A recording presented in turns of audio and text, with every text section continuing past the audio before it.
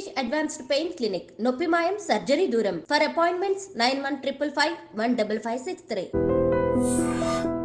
ఎందుకంటే I think ఈ familiarity బహుశా మాకు చూసి చూసి అలా అలవాటయ్యి కూడా ఒక అలా మైండ్ కూడా అలా అలవాటైపోయింది మీ ఇది. బట్ మొత్తానికి అయితే మీరు వెండితెర నుంచి తర్వాత బుల్లితెరకు వచ్చారు. బట్ వెండితెర ప్రయాణం బాగా సక్సెస్ఫుల్గా సాగింది అనుకోవచ్చా మీది? ఆ టైంలో అండి మెడ్రాస్లో ఒక యంగ్ హీరోస్ బ్యాచ్ స్టార్ట్ అయిందండి. నేను, మన శ్రీకాంత్ బ్రదర్ శ్రీకాంత్, తమిళ్లో విక్రమ్, అజిత్, తర్వాత దొంగ దొంగ ఆనంద్, వీళ్ళందరూ చెన్నైలోనే ఉండేవాళ్ళు. ఇదొక కొత్త మాకు సీనియర్స్ ఎవరంటే మా మీద సీనియర్స్ ఎవరంటే రామ్కే గారు, అరుణ్ పాండ్యన్ గారు, వీళ్ళు సీనియర్స్గా ఉండేవాళ్ళు మేడం. தமிழ் எல்லாம் பேச தெரியுமா? நல்லா பேசுவேன் நான். தமிழ் நீங்கள் பேசுவீங்களா மேடம்? ரொம்ப ரொம்ப ஃப்ளூயண்ட்டாக பேசுவேன். தமிழ் எழுத படிக்க கூட தெரியும். எனக்கும் தெரியும். ఖాళీ గ్యాప్లో అదిதான் நான் కற்றுக்கிட்டேன். నాను అద్దా. సో అదేంటంటే అక్కడ అలా ఇదవుతూ ఉన్న బ్యాచ్లో మేడం మేము అంతా కళా మాస్టర్ దగ్గర నడిగర్ సంఘంలో డ్యాన్స్ ప్రాక్టీస్కి వెళ్ళేవాళ్ళం. అవును, ఆ రోజుల్లో డాన్స్ మస్ట్ కదా, వెరీ చాలా కంపల్సరీ అనమాట అది. సో మనం ఊరికే ఉండకూడదు, ఏదో ఒకటి. నేను జిమ్నాస్టిక్స్ ప్లేయర్, నేను బాగా జిమ్నాస్టిక్స్ ప్రాక్టీస్ ఉండేది. తర్వాత గ్యాప్ లేకుండా ఎప్పుడు బిజీగా ఉండేవాడిని మేడం. మెడ్రాస్లో గిండికి వెళ్ళి race course horse riding practice చేయడం, తర్వాత ఒక ఫైటర్ కుర్రాన్ని, అసిస్టెంట్ కుర్రాన్ని పెట్టుకొని అతని దగ్గర ఈ శాండ్లో ఈ బీచ్ దగ్గరికి వెళ్ళిపోయి ఈ జిమ్నాస్టిక్స్ ప్రాక్టీస్ చేయడము, తర్వాత ఇలాంటివన్నీ చేస్తాం. తర్వాత డ్యాన్స్ ప్రాక్టీస్ కళా మాస్టర్ దగ్గర, అప్పుడు జయంతి మేడం చూస్తుండేవారు. మాస్టర్ గారు షూటింగ్లకి వెళ్తున్నా కూడా జయంతి మేడం మాకు క్లాసెస్ ఇచ్చేస్తున్నాడు. మార్నింగ్ 6 to 7 టైంలో ఈ ప్రొడ్యూసర్స్, డైరెక్టర్స్ అందరూ దూరం నుంచి చూస్తూ ఉండేవాళ్ళు అనమాట. ఈ గ్రూప్లో ఎవరు బాగున్నారు, ఎవరు ఏంటి ఇది అన్నది, హీరో హీరోయిన్స్గా ఎవరు, లేడీస్, గర్ల్స్ అండ్ బాయ్స్ అందరూ వచ్చేవాళ్ళు అనమాట ప్రాక్టీస్. గర్ల్స్లో ఎవరు వచ్చేవారు ఇప్పుడున్న నటీమణులు? ఇప్పుడున్న అప్పుడు లక్ష్మి గారు అమ్మాయి, ఐశ్వర్య, తర్వాత వాళ్ళ పేర్లు గుర్తు రావట్లేదండి. వాళ్ళు తర్వాత హీరోయిన్గా కూడా చేశారు వాళ్ళు. నాకు ఐశ్వర్య గారు బాగా నోటెడ్, ఆవిడ వస్తుండేవారు ప్రాక్టీస్కి. తర్వాత విక్రమ్ నాకు అక్కడే ఫ్రెండ్, అక్కడ డ్యాన్స్ క్లాస్కి వస్తుండేవాడు ఆయన. సో ఆ విధంగా ఫస్ట్ మా బ్యాచ్లో హీరో అయ్యింది విక్రమ్. అప్పుడు మీరా అనేసి ఒక సినిమా అండి, మన ఆయన ఫోటోగ్రాఫర్, ఆయన డైరెక్టర్ అండ్ ఫోటోగ్రఫర్. మీరు ఓ బటర్ఫ్లై బటర్ఫ్లై అనే సాంగ్ కూడా ఇళయరాజా గారి మ్యూజిక్, చాలా పెద్ద హిట్ సాంగ్స్ అన్ని అందులో. కానీ అన్ఫార్చునేట్లీ ఆ సినిమా పెద్దగా ఆయనకి ఇది అవ్వలేదు, ప్లస్ అవ్వలేదు. కానీ విక్రమ్ గారు తర్వాత కదండి ఆయన యాక్చువల్లీ ఆయన స్టార్. లేదండి, ఫస్ట్ ఆయన హీరోగా ఆ సినిమా మంచి ఇది. మీరు అప్పట్లో అంత మీకు పరిచయాలు ఉండి మీకు అంత ప్యాషన్ కూడా ఉండింది కదా, మీ అంతటా మీరు తమిళ డైరెక్టర్లు భారతీ రాజా గారు కానీ, లేకపోతే మన బాలచందర్ గారు కానీ, ఇటువంటి వ్యక్తుల్ని ఎవరిని మీరు కలిసి ఏదో ఒకటి చేయాలనుకోలేదా? మీకు ఒక చిన్న విషయం చెప్పాలి మేడం. ఇక్కడ భారతీ రాజా గారి సినిమాకి వచ్చేసి ఇది ఎప్పుడు జరిగిందంటే, మా గురువుగారు నన్ను స్క్రీన్ టెస్ట్ చేసిన ఒక వారంకో 10 రోజులకో నాకు భారతీ రాజా గారితో ఒక ఇదిగా ఆడిషన్కి వెళ్ళడం జరిగింది. ఆయన ఒకే ఒక్క ఫోటో, ఆ ఫోటోతో నన్ను సెలెక్ట్ చేసేసుకున్నాడు ఆ సినిమాకి. హీరోయిన్గా వచ్చేసి రంజిత అమ్మాయి ఉన్నారు కదండి, ఆ అమ్మాయి కూడా తెలుగు అమ్మాయి అండి. మన ఆయన executive production controller Ashok Kumar గారు అని ఉండేవారు, మన తెలుగు సినిమాలకంతా ఆయన చేస్తుండేవారు. వారి అమ్మాయి అనమాట ఆ అమ్మాయి, రంజిత్ గారు చేసి. ఇద్దరు తెలుగు వాళ్ళమే, నేను తెలుగు వాడినే, ఆ అమ్మాయి తెలుగు అమ్మాయి. భారతీ రాజా గారు అలా బుక్ చేశారు. తర్వాత కరెక్ట్గా ఏమైందంటే ఇంక షెడ్యూల్కి 4 రోజుల్లో వెళ్తున్నాం అవుట్డోర్. ఇళయరాజా సాంగ్స్ అసలు ఎంత మంచి, నాడోడి తెండ్రల్ సినిమా పేరు. పిలిచాడు రూమ్లోకి,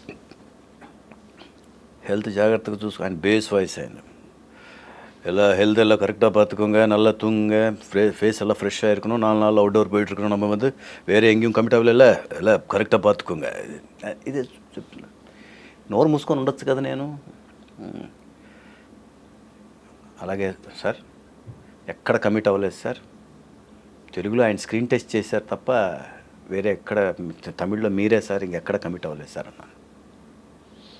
ఆయన ఒక్క సెకండ్ తిరిపిసొల్లు అన్నాడు. ఆయన మళ్ళీ చెప్పు అంటే ఆయన స్క్రీన్ టెస్ట్ చేశాడు తప్ప తమిళ్లో ఎక్కడ మీరే సార్ ఫస్ట్.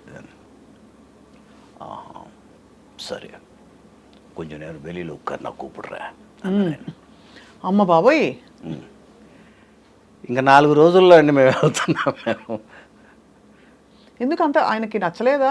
లేదండి, భారతీరాజా గారు ఆర్టిస్ట్ అంటే ఎవ్వరు ఇంకా వాళ్ళ సైడ్ చూసి ఉండకూడదు, ఏం లేదు. ఆయనే ఫస్ట్ చూసినా ఏమి ఆయన స్క్రీన్ టెస్ట్ చేసినా అన్నీ ఆయనే చేసి బుక్ చేసుకుని ఇది చేసి ఆయన రేపు పొద్దున ఆయన హీరోయే అని చెప్పాలి, లేదంటే ఆయన హీరోయినే అని చెప్పాలంట. నాకు నిజంగానే అలా వెళ్ళి అన్నారు, బయట కూర్చున్న హాల్లో. జయకుమార్ అనేసి ఆయన పెద్ద ప్రొడక్షన్ మేనేజర్ ఉండేవారు.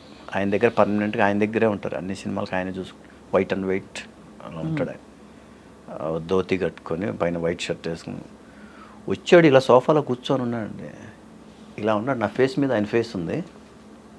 తిడుతున్నాడు నన్ను, లిటరల్గా తిడుతున్నాడు తమిళ్లో. నాకు అర్థమవుతుంది ఏదో తిడుతున్నాడు. అప్పుడు తమిళ్ కొంచెం కొంచెం వచ్చాడు నాకు. సార్ నేనేం తప్పు చేశానండి, నన్ను ఎందుకు తిడుతున్నారు? కళ్ళన్నీ ఎర్రగా అయిపోయి అందులో అప్పుడు ఇంకా బుగ్గలన్నీ బాగా ఇలా పట్టుకుంటే అసలు మార్కు పడేలాగా ఉండేవాడిని మనిషిని. ఆయన ఆ తిట్టను చూసి కళ్ళన్నీ ఎర్రగా అయిపోయి ఏం తప్పు చేశానండి చెప్పండి అంటే, ఏమయ్యా ఒకవేళ ఆయన స్క్రీన్ టెస్ట్ చేశాడే అనుకో, నువ్వు అది చెప్పాలా ఆయన దగ్గర? నువ్వు నోరు మూసుకొని ఉండొచ్చు కదయ్యా, హీరోని మార్చమంటున్నాడయ్యా, ఇప్పుడు ఏంటయ్యా నువ్వు చేసిన పని అని ఇలా అంటున్నాడండి ఆయన. మీరు షాక్ అయిపోయింటారు. షాక్ అండి. ఆ మాట అనడం, సోఫాలోంచి లేచి ఆయన పట్టుకొని లాగుతున్నా కూడా ఇదిలిచ్చుకొని లోపలికి వెళ్ళిపోయాను నేను. తగ్గేదేలే, రాయలసీమ కదా. అలా అని కాదండి, అంటే కాదు మేడం, భారతీరాజా గారి సినిమా మిస్ అవుతుందంటే అయ్యో ఉంటుంది కదా, అయ్యో ఎంత బాధ అండి అసలు.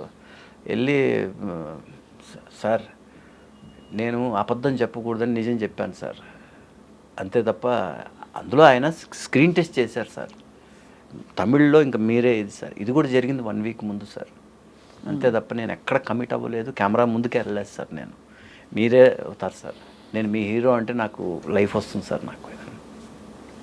సరేమ్మా ఓకే ఒన్ను అవ్వదు ఓకే ఓకే ఓకే. ఈ లోపల దాన్ని తీసుకొచ్చారు బయటికి.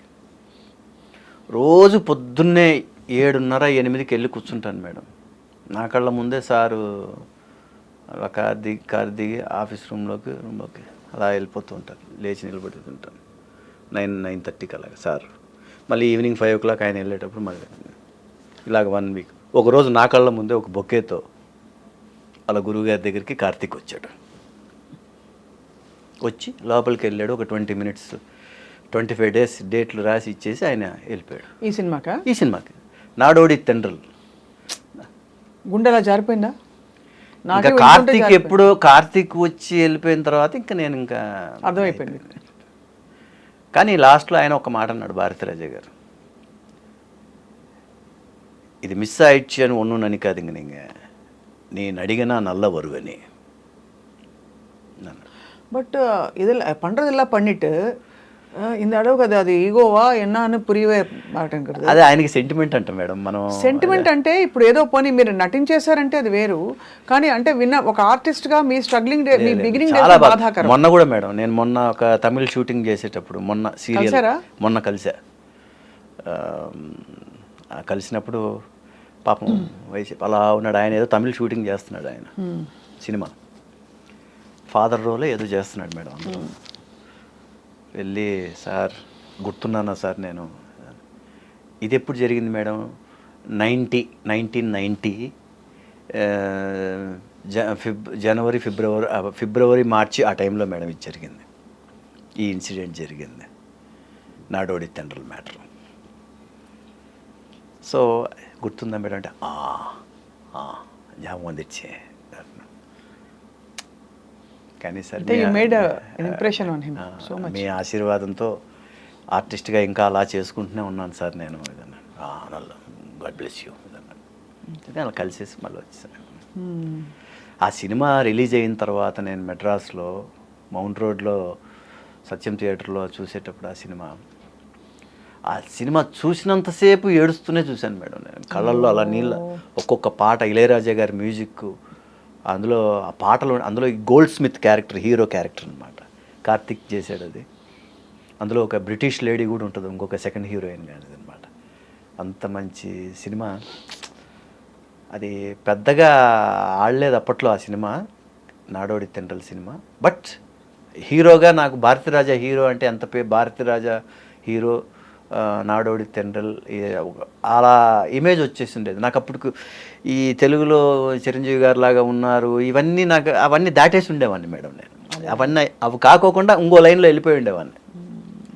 ఇవన్నీ ఏంటంటే, బట్ మనం ఎక్కడ ఇది కాకూడదు, అన్నిటినీ ఫేస్ చేయాలి మనం. బట్ మరి తెలుగు తెరపైనే మీ ప్రయాణం కొనసాగింది దాదాపు సినిమాలన్నీ కూడా. తమిళ్లో అడపదడప మధ్యలో తమిళ్ చేశాను నేను, తెలుగు తమిళ్ కన్నడ 3 లాంగ్వేజెస్ మేడం నేను. 74 ఫిలిమ్స్, 74 ఫిలిమ్స్లో 27 హీరో మేడం నేను. మిగతా అవన్నీ 2 హీరోలు 3 హీరోలు అలా కాంబినేషన్ వస్తూ మెల్లిగా అలా చేసుకుంటే కరెక్ట్గా ఏంటంటే మేడం, స్టార్డమ్ అనేది ఒకటి ఉంటుంది మేడం హీరోకి. ఎప్పుడు కూడా ఒక స్టార్డమ్ అనేది ఇంపార్టెంట్ మేడం. అది లేకుండా మనం, ఎందుకంటే మీరు చెప్తున్న పేర్లని మీ సహనటులు అందరూ కూడా దాదాపుగా స్టార్డమ్ తెచ్చుకున్నారు. మీకు గొప్ప యాక్టర్ అని మంచి పేరు తెచ్చుకున్నారు. ఇప్పుడు కూడా మీరు ఈ సీన్ నరేట్ చేస్తున్నప్పుడే మీ హావభావాల్లో అర్థమైపోతుంది ఎంత అలవాటు పడ్డారు మీరు. డైలాగ్ డెలివరీ కావచ్చు, అవలీలగా మీరు అలా చెప్పేస్తున్నారు. అసలు ఏ విధమైన అంటే ఇదన్నీ నేను ఎగ్జాజరేట్ చేసి చెప్పట్లేదు మేడం, ఇది నేను ఫేస్ చేసి వచ్చిన మ్యాటర్స్ మేడం. కరెక్ట్ అయినా కూడా అందులో లీనమైపోతున్నారు మీరు. అప్పుడు మీరు ఎంత లీనం అవుతున్నారంటే, మీరు భారతీరాజా గారి ఆఫీస్లో నిలబడ్డ ఆ దృశ్యం, ఆఫీస్ ఎలా ఉంటుందో ఎవరికి తెలియదు కానీ మాకు అలా జెమినీ పార్సన్ కాంప్లెక్స్లో భారతీరాజా గారి ఆఫీసు మేడం, అసలు అది ఎంతమంది ఆర్టిస్టులకు లైఫ్ ఇచ్చిందో. ఆయన ఆఫీస్కి వెళ్ళి మేకప్ వేసుకొని ఆడిషన్ చేసి ఆయన ఓకే అన్నాడంటే వాళ్ళు స్టార్స్ కిందే లెక్క. పాత కార్తిక్ మారే ఇరుక తెలుగు ఓకే నో ప్రాబ్లం, నా అడ్జస్ట్ పన్నికిరా, నా పేస వెక్కిరా తమిళ్. ఆయన చెప్పిన మాటలండి. తర్వాత ఆయనకు రా అనేది సెంటిమెంట్ అంట, రాజ్ కుమార్ ఓకే. ఇలాగ అన్నీ ఆయన ఇది చేశాడు మేడం. అన్నీ ఓకే అయిపోయినాయి కరెక్ట్గా. ఇంకా 4 డేస్లో అవుట్డోర్ వెళ్ళడానికి ముందు ఇలా జరిగింది. ఓకే సరే, ఇదొక విధి. అంతే అంతే అంతే అంతే.